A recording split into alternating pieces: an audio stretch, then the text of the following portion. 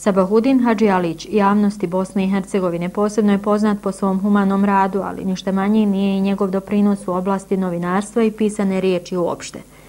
Ozbiljni angažman kao pisac počeo 80-ih godina, prekretnica je bila 1987. godine, kada je od 250 prijavljenih na Jugoslovenskom festivalu mladih pisaca osvojio 3. mjesto. Na neki način tu je i pokrenuta ta neka književna crta u meni, jer moramo se, svaki novinar bi htio da nešto ostane iza njega. Budimo neskloni pa reći, mi želimo da ostavimo trag u pijesku iza sebe. I što se dešava, tekst, prilog, ili za radio ili za televiziju živi ili minutu, ili 10, ili dan, ili mjesec dana najviše. Međutim, knjiga ostaje. Eto, imam slučaja, iza sebe imam 4 knjige, 5 je u pripremi, knjiga mojih eseja, objavljenih u Mostu za 3 godine, i to će na neki način biti obilježeno tih 25 godina rada, tako da ću pokušati uz prezentaciju CD-a, koja će ići upravo sa knjigom, za jednog određenog broja CD-a, za medije i za sve one koji žele prezentirati to javnosti, pokušati predstaviti taj neki svoj presjek rada.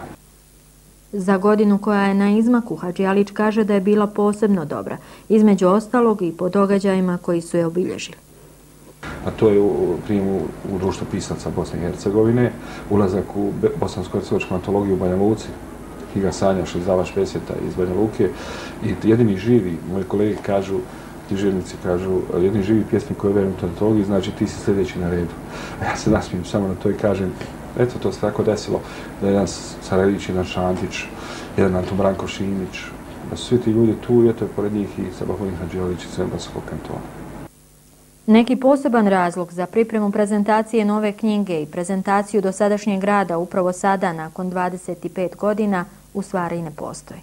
Moglo se to pravi posle 10, posle 15, posle 20, ali ja sam od onih ljudi koji vole reći metodološki, prikupi kvalitetno, jako i dobro, i onda prezentiraj. Jer danas, kao i novinarstvo, neko dovede 2 svjedoka i on je novinar. U književnosti isto tako. Ljudi misle izdati knjigu, eto ja sam književnik. Tu je dosta mukotrpnog rada, dosta pisanja, dosta objavljivanja. Nisu samo knjige u pitanju objavljene, u pitanju su poeme u časopisima, objavljivanost vani, Norveška, Španija, Francuska, što je sam u ovom slučaju, gdje je knjiga objavljena jedna. I onda na neki način kad imate to iza sebe, onda svakako to želite predstaviti javnosti. Jer gledajte, zbog koga pišete? Onoga trenutka kada vi napišete nešto, to više nije vaše vlasništvo. To trenutka postaje vlasništvo onih koji to čitaju.